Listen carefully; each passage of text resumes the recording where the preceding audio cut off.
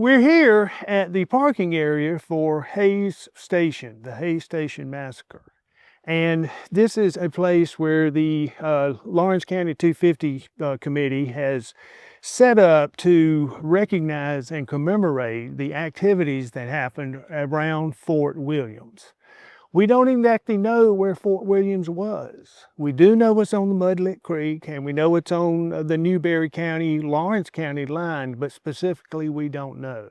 The road right here beside us is Williams Road, and it was part of the 96 road that went from 96 through Williams Plantation, through Hays Station, which is where I am right now, all the way to Hammond's Old Store. And this is about a 15 or 20 mile trip with all of these important sites on Williams Road or 96 Road.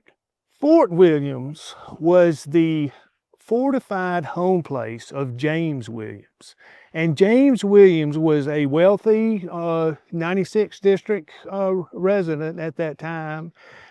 Soon thereafter, Lawrence County became referred to as the Little River District. And James Williams was one of the wealthiest men in the Little River District. He was the most ardent patriot that there was in this district. He was a leader here, and men followed him. And he was neighbors with two loyalists, Patrick Cunningham and Robert Cunningham.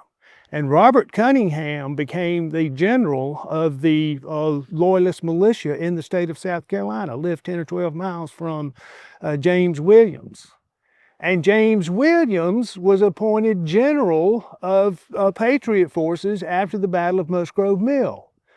Now, unfortunately, he was the last casualty at Kings Mountain, and he died before he received his commission papers. But General James Williams and General Robert Cunningham lived about 10 or 12 miles from each other. And we're here to talk about James Williams' fortified home place. Now, he had a very nice home. It would have been a log cabin, and with surrounding buildings, barns, kitchens, outbuildings of that sort, and corrals.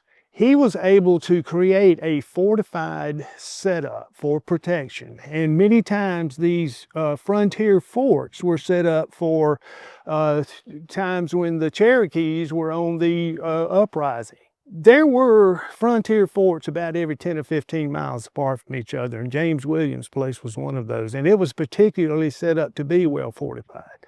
For one, there was an artesian spring there that supplied continuous water. So his home place would have been cleared for 200 yards all the way around. That is the range of a rifle ball.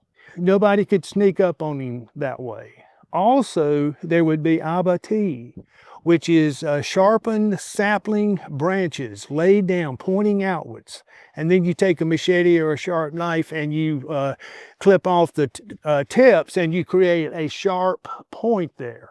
Abattis is 18th century barbed wire. So these sorts of things would have been around James Williams' fortified home place. When Charleston fell, the British quickly set up forts in Charleston, Camden, 96, and Augusta. And Williams Fort, Williams' home place, was 15 miles from 96. It was the closest fortified home place to 96. It was on the road to 96. There was a lot of activity at Williams Fort. And as soon as 96 was established, none other than Bloody Bill Cunningham and David Fanning, two of the most athletic young Loyalist leaders, men of action, they both approached and attacked Fort Williams when James Williams was there. He had sent his slaves up to North Carolina to be with his brother. He had sent his wife and children off, but James Williams was there. And Bloody Bill Cunningham and David Fanning saw him in the distance, and they started chasing him. And he outran them. He was 45 years old, short and portly. But he got away from those two of the most feared Loyalists in the area. This is the first time that Fort Williams turned over. Fort Williams turned over time after time after time. All the activity back and forth to 96 came through, so much of it came through where Fort Williams was. Patrick Ferguson occupied Fort Williams on his way towards Kings Mountain. He went right through here. After the second siege of 96, and Nathaniel Greene and the Continental Army left that siege after 22 days when Lord Rawdon was coming on to relieve Fort 96. Nathaniel Greene and the Continental Army came to Fort Williams.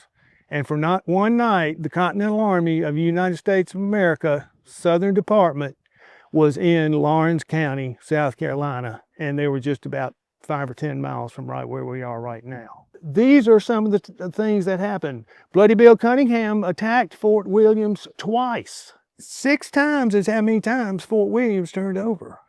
And I asked my friends, do you know any place in America that has turned over 6 times in the Revolutionary War? And I'm asking you now if you know that.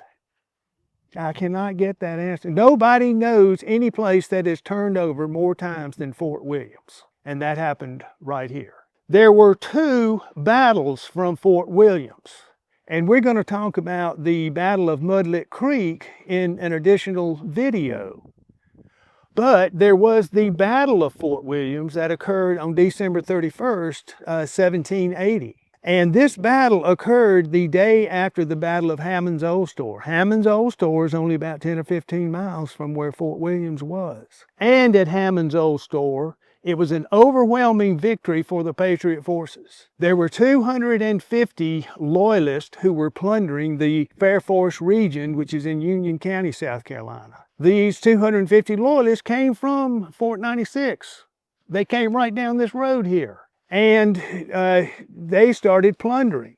And when William Washington, who was in Daniel Morgan's camp on Grindle Shoals at this point, when William Washington got word and saw the damage that those plundering Tories had done, he asked Morgan for permission to attack those plundering Tories.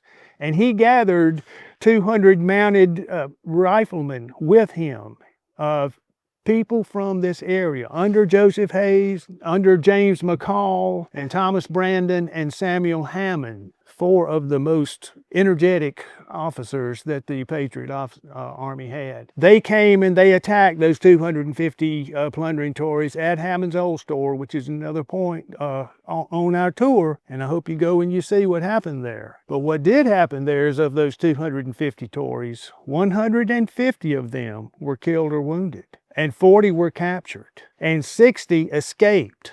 There were 0 Patriot casualties at the Battle of Hammond's Old Store. And those 60 who escaped came right down this road right here.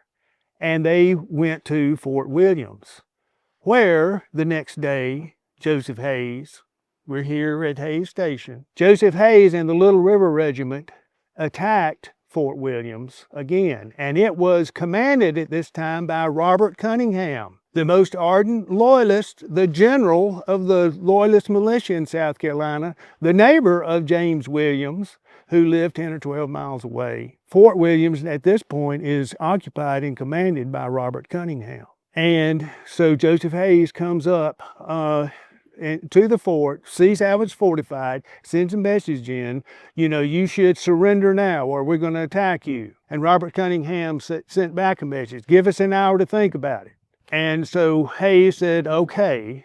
And as soon as he said that, he noticed that the Tories were leaving out the back. They were running away.